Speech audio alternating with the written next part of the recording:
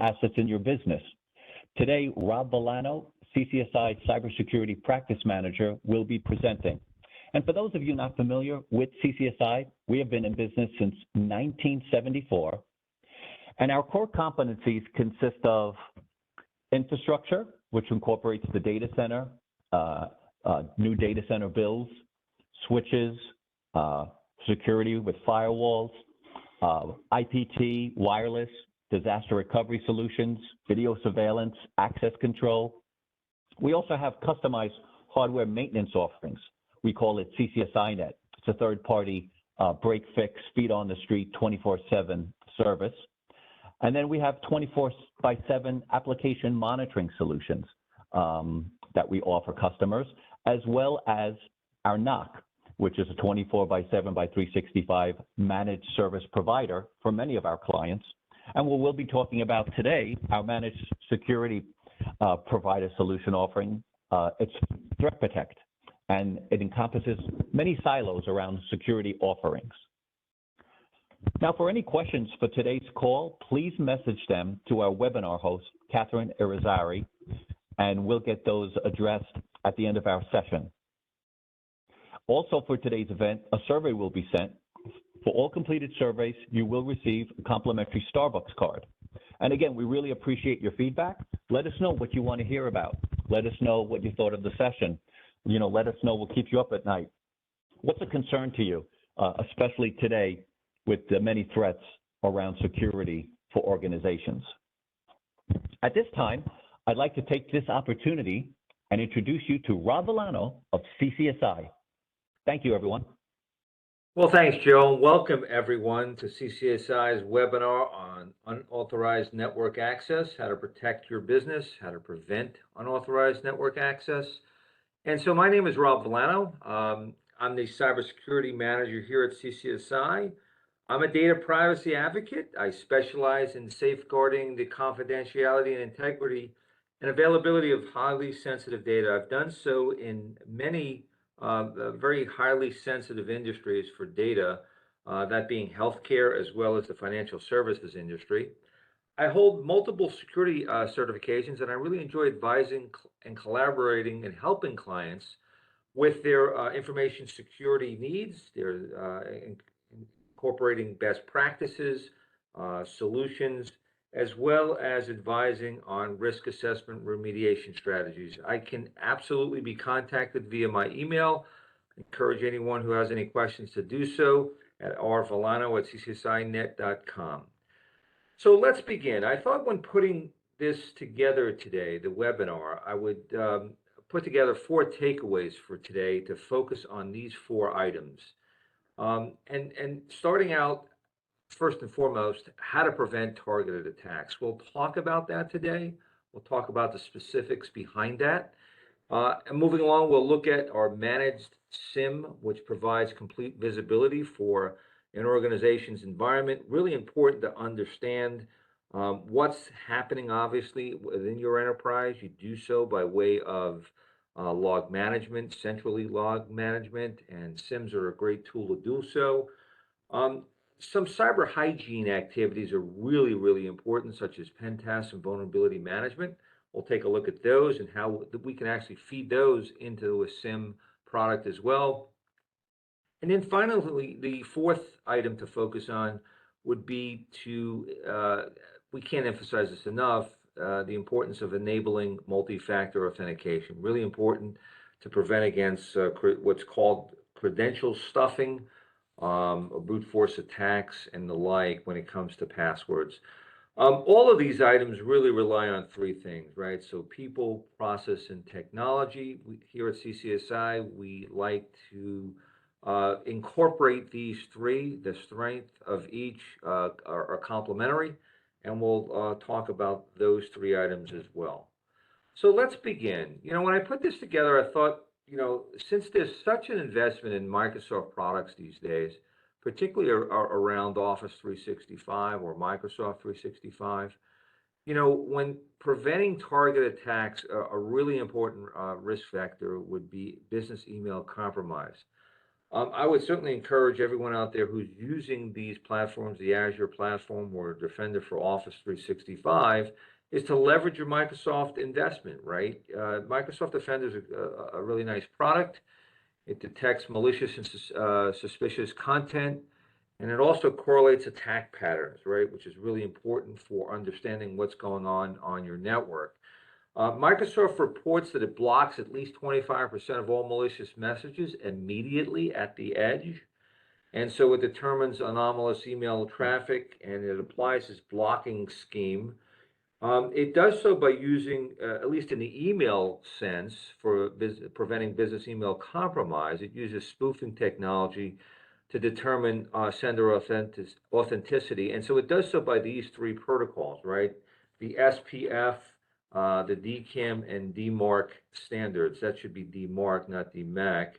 And so, these three go a long way when enabled and configured properly against preventing spoofing and verifying and authenticating email so that those domains cannot be spoofed and you actually are getting email from the appropriate domain and sender.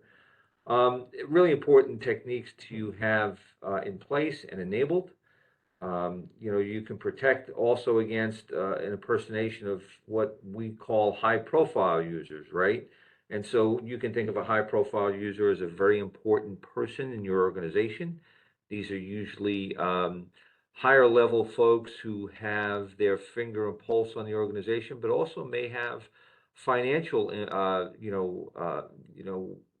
authority to make decisions with regard to writing checks and the like. So really important there as well. Within the Microsoft scope is that our attachments and links are opened inside a sandbox, really important in that environment.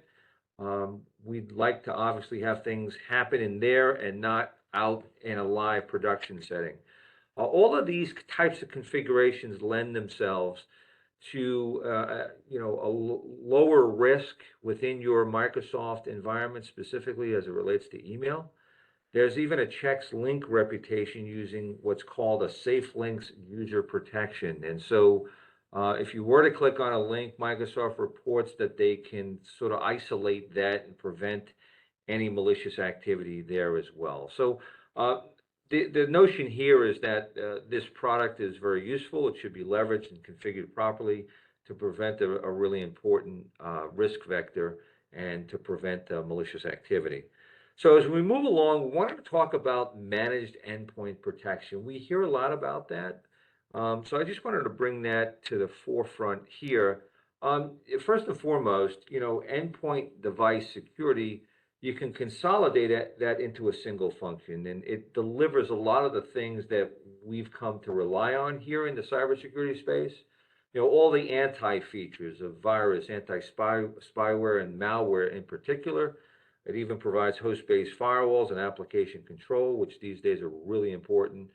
Intrusion prevention and behavioral blocking capabilities are also very important, all on the endpoint with an effort to protect that endpoint from suspicious or anomalous activity. It's capable of integration with other security solutions, such as vulnerability and patch and configuration management. And at the end of the day, it provides a thorough defense in-depth strategy where you're not relying on one security control, but a confluence of many, which strengthens your overall information security posture. And finally, endpoints are evaluated against these predefined security rules so that you have techniques and tools and actually procedures defined if something were to occur. All of this is managed typically through or via a central server. Activity reports are available in the cloud for our clients.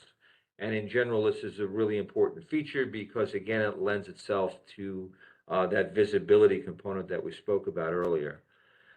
As we move along, I wanted to point out just a couple of EDR, endpoint detection and response, security operations center examples, right? So what do we do in our SOC when it relates to these types of endpoint detection and response incidents or events?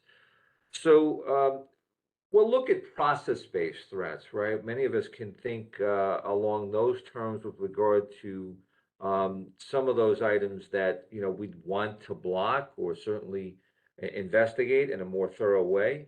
We can block those attempts that, are for folks who are elevating their privileges, and they shouldn't be. It's an account that really shouldn't have elevated privileges. It's suspicious in nature. We can prevent against process hijacking or malicious threat execution, right? So if someone's trying to take over or take command over a thread or a process, and they're not supposed to be, we can block against that or prevent that actually.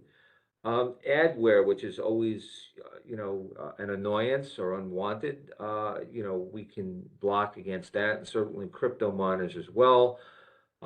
There's this notion of unauthorized Windows registry edits, right? Windows registry is obviously very important. It's the brains and function of a Windows OS. And so we can block unauthorized attempts or edits to that registry.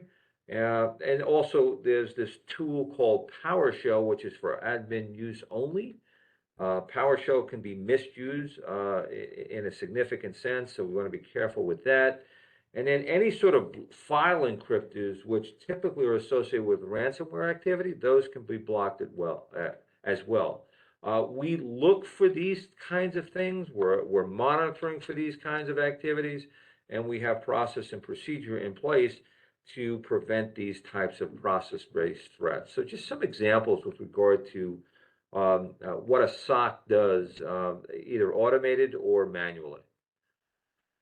And so the real brains or function of a managed security offering is a SIM, Security Incident and Event Management. It provides the visibility of an overall enterprise, what's taking place on your network. And so you can see on the right here, we have a diagram that we presented, and it all begins with system inputs, all those logs. And it gets separated into two types of categories, one being event data and the other being contextualized data, right? So I spoke earlier about including vulnerability scans, user information. We can even include asset information. And certainly if we're subscribing to threat intelligence, that can be included as well. All of this contextual information is used later for correlation with events that are happening on your network, right? And so that event data comes from what you're running in your environment, your applications, your devices, your databases, and your operating systems. That's at the heart of your IT enterprise, right? We want to understand what's taking place on a 24/7 basis. Again, the contextualized data is used by the SIM, it's input into the SIM to correlate between context and events. And with AI, artificial intelligence, and machine learning these days, inferences can be made as to what's going on in your network, why these things may be happening, and more importantly, what the significance of it is, so that you can prioritize incidents from just noise on the wire, if you will. You can imagine there's many events that are being triggered or alerts that are being triggered. But with today's SIMs, you can actually prioritize and have your analysts and our engineers actually act upon those that are the important ones to do so. We do this on a 24/7, 365 basis. The output of this is not only system outputs for next steps, but we also offer analysis reports where we review them with the clients.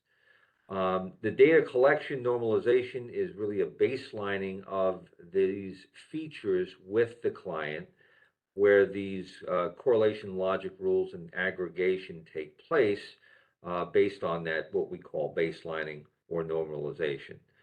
So as we move along, these essential SIM capabilities really can contain and manage an attack. And that's really important when we're alerting on anomalous kinds of activity, which can ultimately assess the risk to your business and prioritize that response. All of this is done in an automated way through machine learning, as I mentioned earlier, and it features those activities which are suspicious in nature and for analysis action.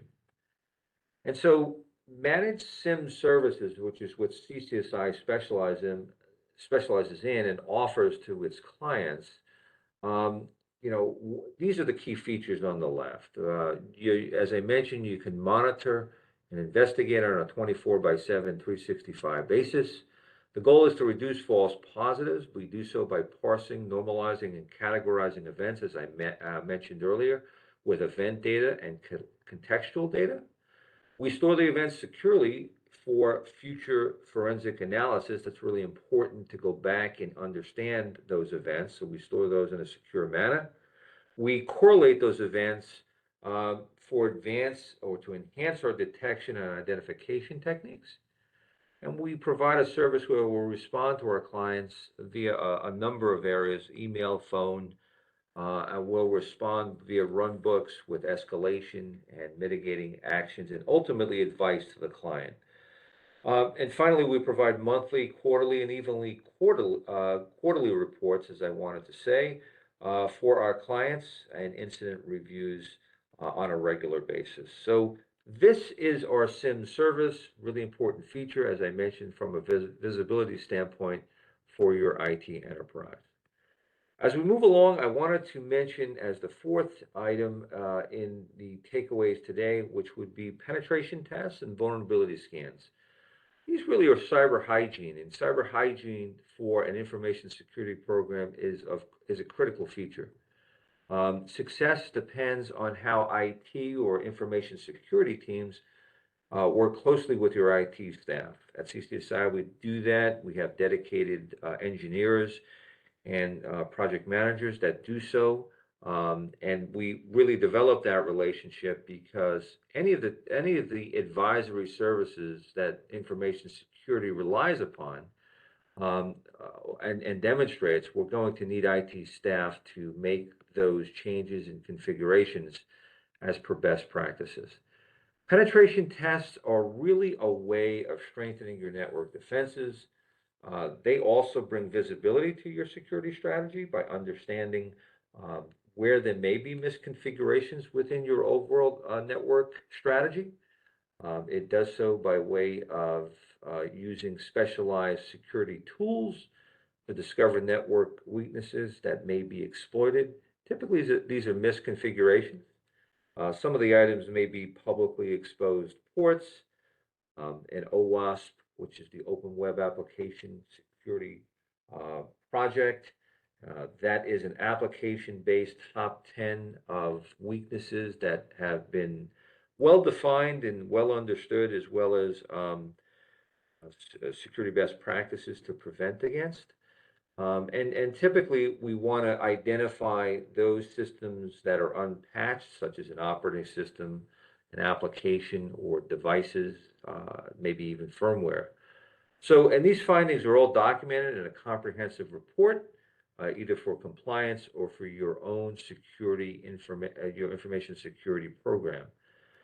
And so when we turn to vulnerability management, it's really identifying weaknesses on, either your operating system, your application. This could be internal or external.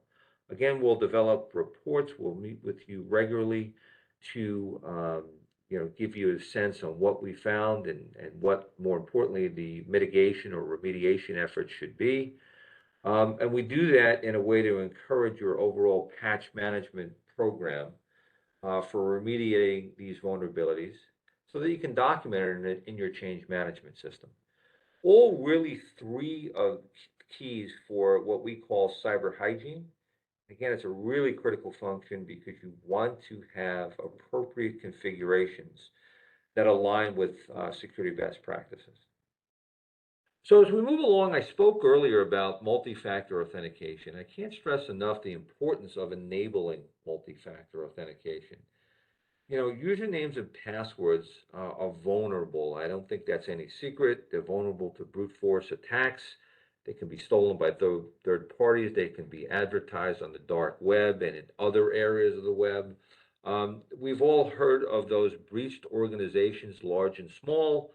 It's really, the goal is to compromise those user accounts and passwords and hopefully use them in later attacks against other applications and against other folks and entities, right? So enabling multi-factor authentication prevents against this. It's because of it's really a core component of what we call an identity and access management policy or program. It requires two or more independent verification factors to allow access to a resource. You know, when you enforce MFA, you really increase the confidence that your organization will stay safe from cyber criminals. And so when should you require MFA? For user access from an untrusted network to your network. Really important concept there. And so how does it work? So, here are the steps generally that are accepted. And step one is obviously you issue your username and password.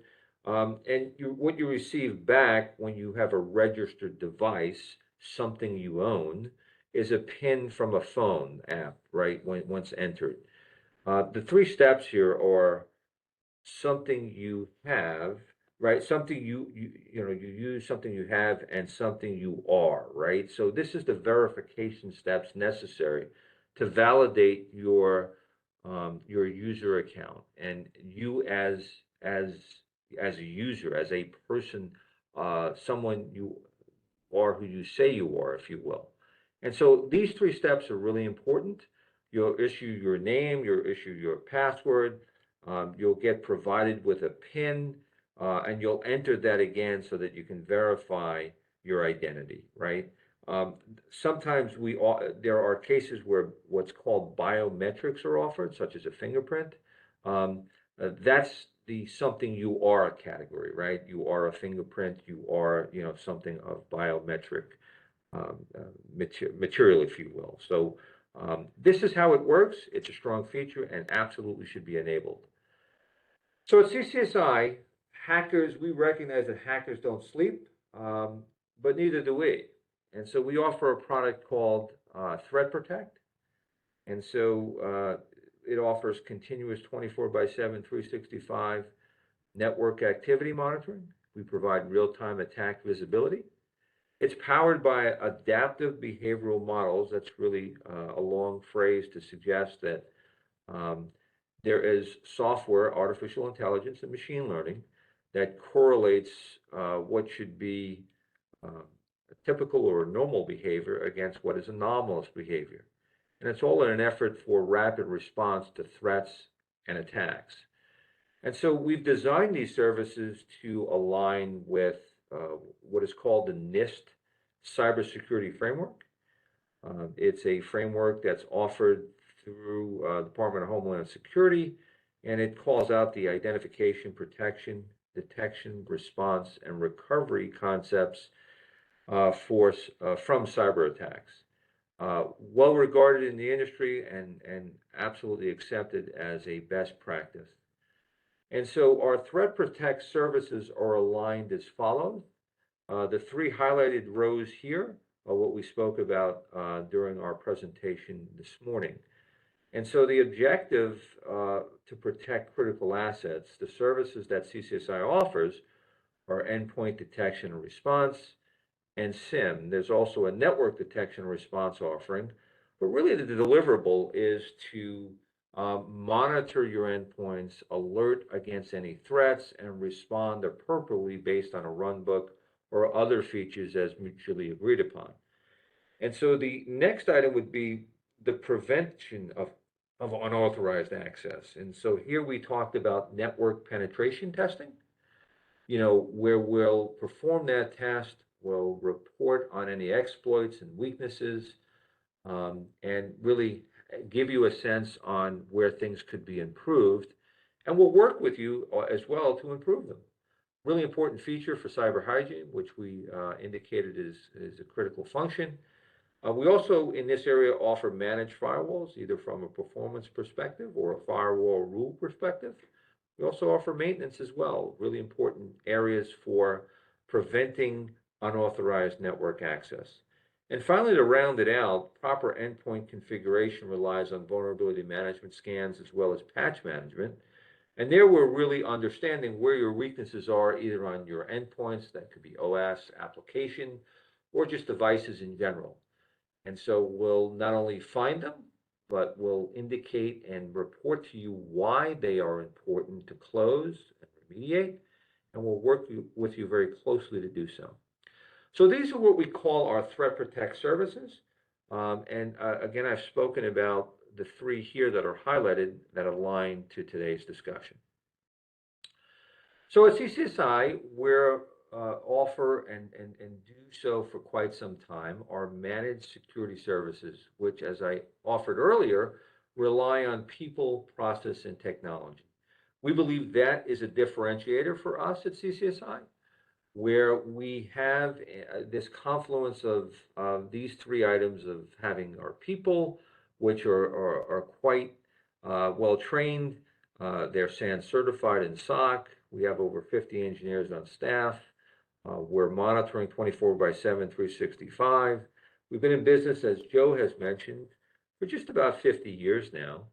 And, we have been recognized for our, solutions and products and services in the industry by winning quite a few awards along the way. The process that we offer, as we talked about, is really along the lines of industry accepted practices, right? From a cybersecurity perspective. We'll look at, offering quarterly threat reviews. We offer full management if required for your infrastructure and software solutions. And, we're a full MSSP.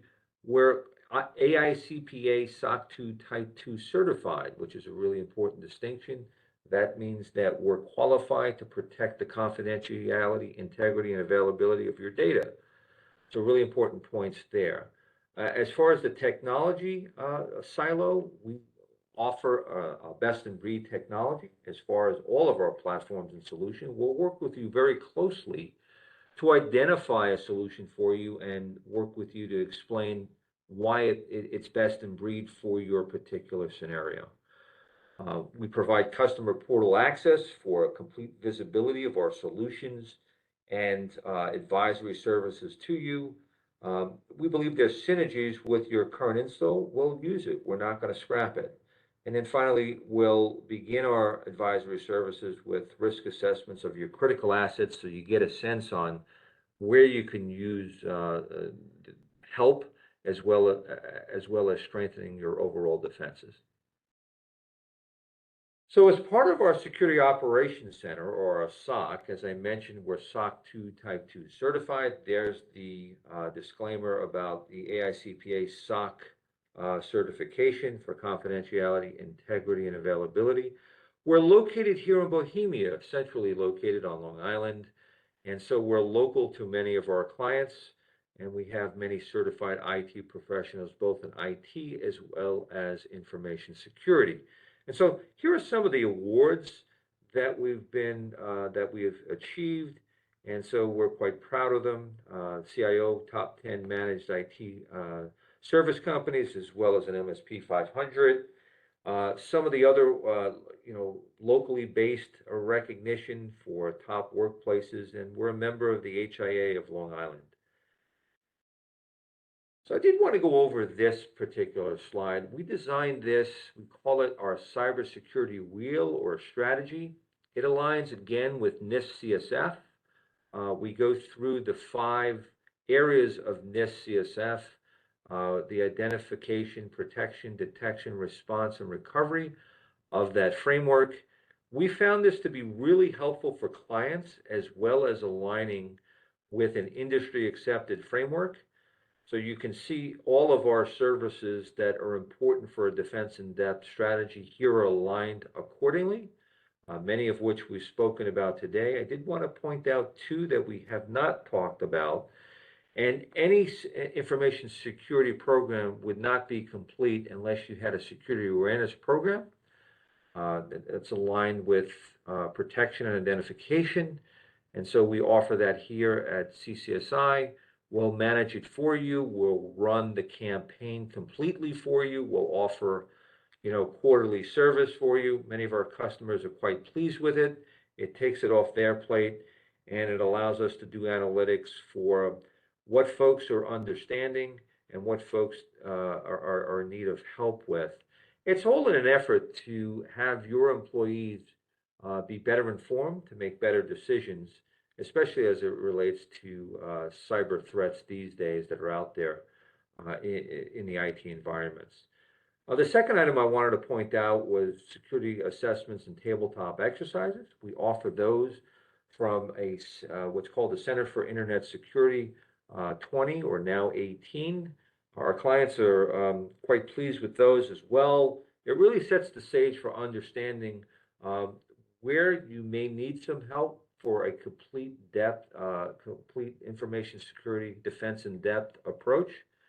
And so those, along with what we call tabletop exercises to test the strength of your security incident response plan, go a long way for you preparing for any threats or attacks, or dare I say, data breaches in your environments.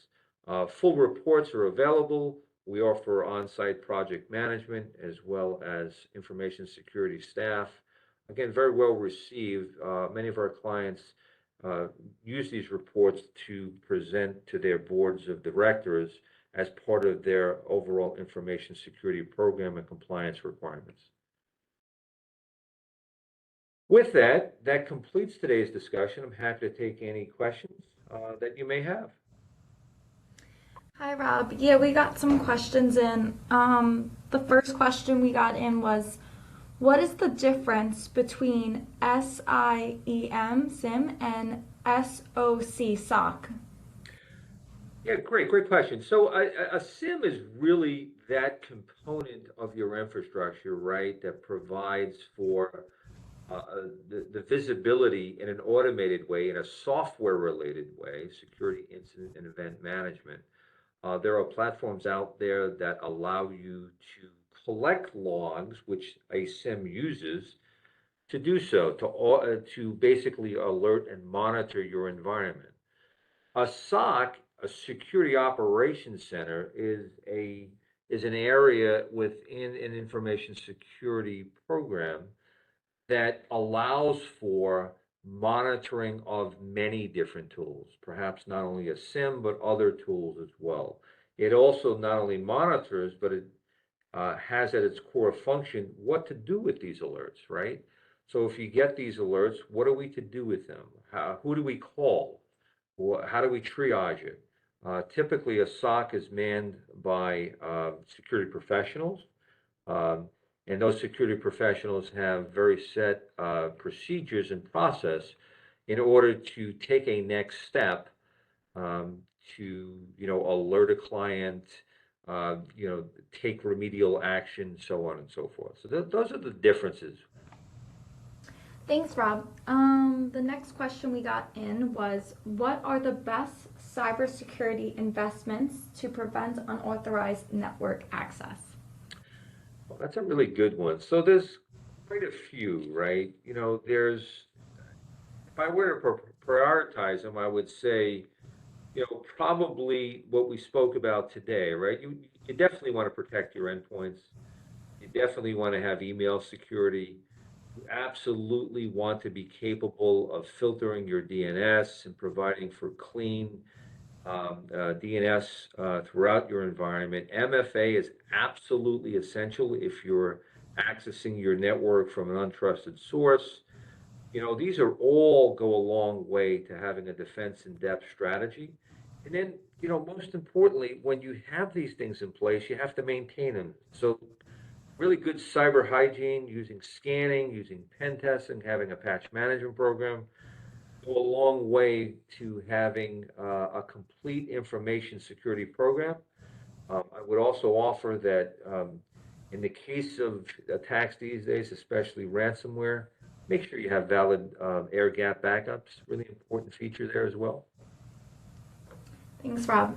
And the last question we got in was, what design principles are important for containing a network breach?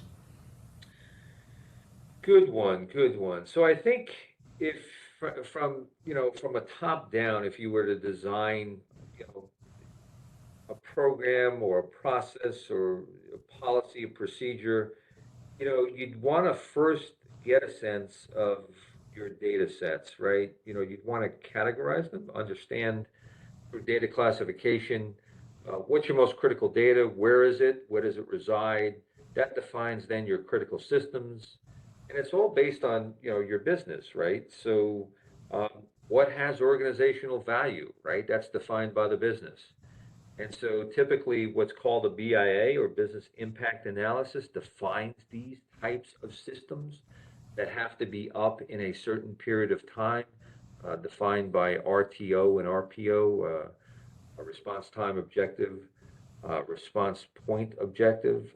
So, these kinds of things go a long way to first having a stake in the ground as to defining what's important to your organization. Um, and so, you want to implement physical and logical separation of networks and data for different organizational units. And then you finally want to test this all in a incident response and DR plans that you want to create. So all of these features align themselves with creating and containing a network breach because you're going to need this information to do so. Your recovery time objectives and your recovery point objectives are really important in that regard too, because that defines how you're going to meet your business objectives to get back up and running in case of a threat or even more so a breach.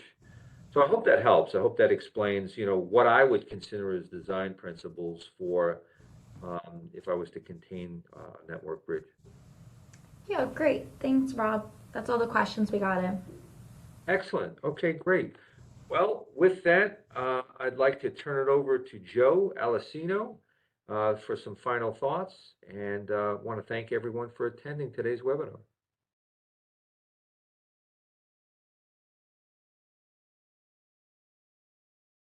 So with that, we'll talk about the survey. Please complete, as a reminder, the CCSI survey, as we spoke on earlier, post-webinar, really important feature. We'd like to hear your feedback to determine next steps as far as future webinars are concerned.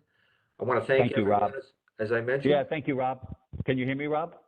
I can. Yes, I can, Joe. Oh, okay. Okay, yeah. Sorry, I just had to unmute myself on the actual webinar itself. But yeah, I appreciate you assisting. But I did want to say thank you to Kat for assisting with the Q&A session, and also to you, Rob. Thank you for that presentation. It was very informative. And as Rob had said to all the attendees, thank you for your time today. Your account managers will be following up to discuss next steps. And again, as a reminder, there will be a survey that's going to be sent out to all the attendees, and we really, really appreciate your feedback. Again, this helps us with future events, webinars. A lot of you are going to be receiving, future webinars that we're going to be doing. So we just want to, pick your brains, see what is of interest to you. It could be security related, it could be non-security related. So we're all ears, and we're really excited to customize these to your specific requests. And I know a lot of customers have in the past, and we want to, keep that continuing in the future. And again, if there's any questions that, come up after today's session, you can feel free to reach Rob, myself, or your account managers. But thank you. And again, this concludes today's event. I want to thank everybody for attending, and have a great day and enjoy the rest of your summer. Thank you.